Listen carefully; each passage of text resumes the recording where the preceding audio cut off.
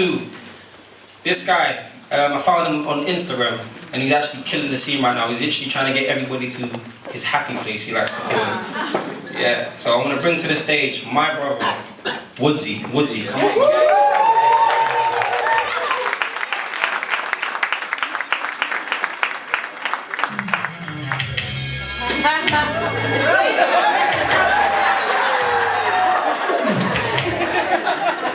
Hey, good evening. My name is Woodzy. Yeah, it is. And I'm going to do a piece for you all about growing up in the 90s.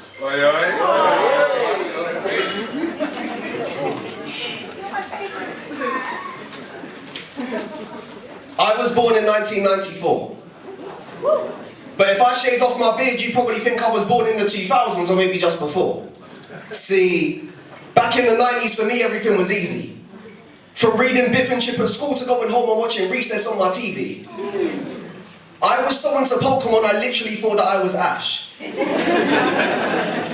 In my head I looked like a mixture of him and TJ Detweiler when I turned my hat to the back. I remember playing Spyro and Crash before my PlayStation crashed. You remember that moment when the symbol came up, it hadn't actually frozen, when your hardest decision is which star of Pokemon you should have chosen? I remember watching Hey Arnold and Art Attack.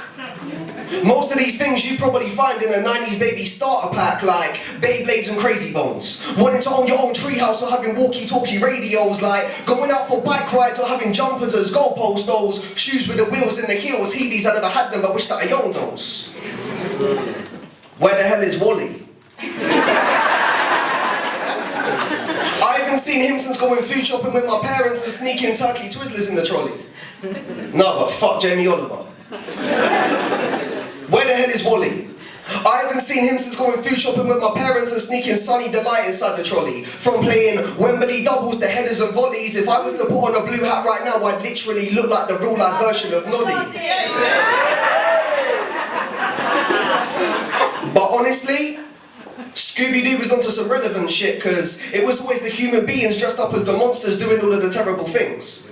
If they were to make a new episode today, I can almost definitely say Jinkies, because under the mask you find Donald Trump saying I would have gotten away with it too if it weren't for that dumb dog and those meddling kids. Bro, I ain't telling no fibs. That So Raven and Lizzie McGuire was really my shit. But more so I felt for Gordo, because that guy was in the friend zone before we even knew what that is. Sorry, knew what that was. Now because I'm doing poetry, I gotta try and be a bit more grammatically correct, unlike them when I'd say stuff like BRB or soz I, G2G cause I, got to go and update my top friends on Bebo. There is no point in me playing GTA anymore as I've just lost all of the cheat codes. See, no one really uses MSN anymore, but this girl just told me I'm a Hotmail.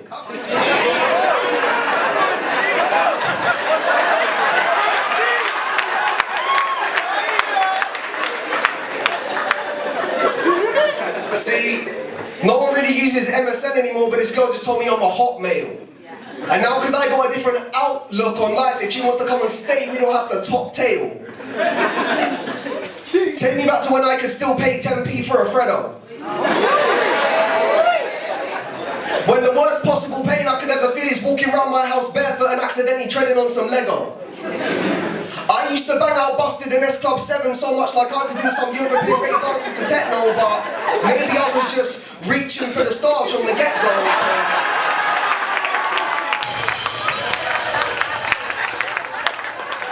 Because I would have these glow-in-the-dark stars on my ceiling, I look up at them every night before I drift off.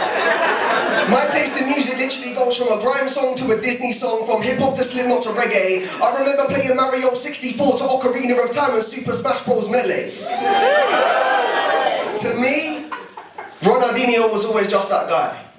He was like getting to the end of a level on a Mario Game Boy game and thinking, how did he set the bar that high?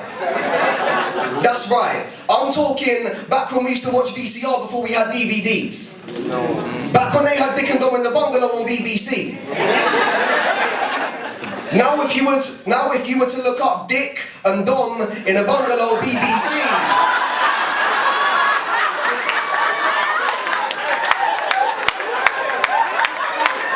please be careful of the results that come up in your HTTP.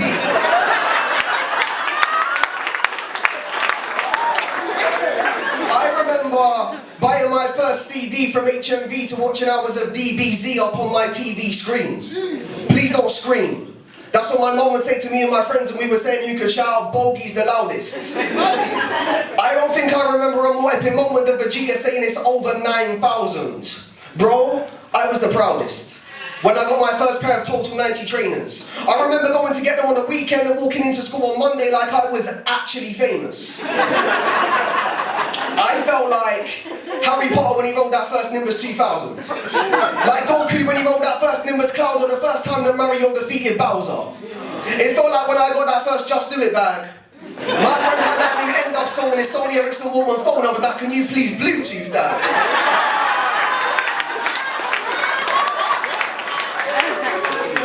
I remember putting 101 viruses on my computer from using LimeWire and RuneScape.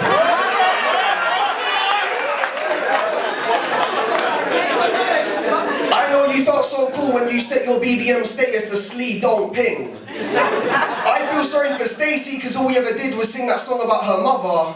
I remember the last couple minutes on the last day of term before that amazing 6 weeks of summer. All of these things will stay with me probably forever. Back in the 90s and the early 2000s when things were just that little bit better. I've been Woodzy, thank you very much. That's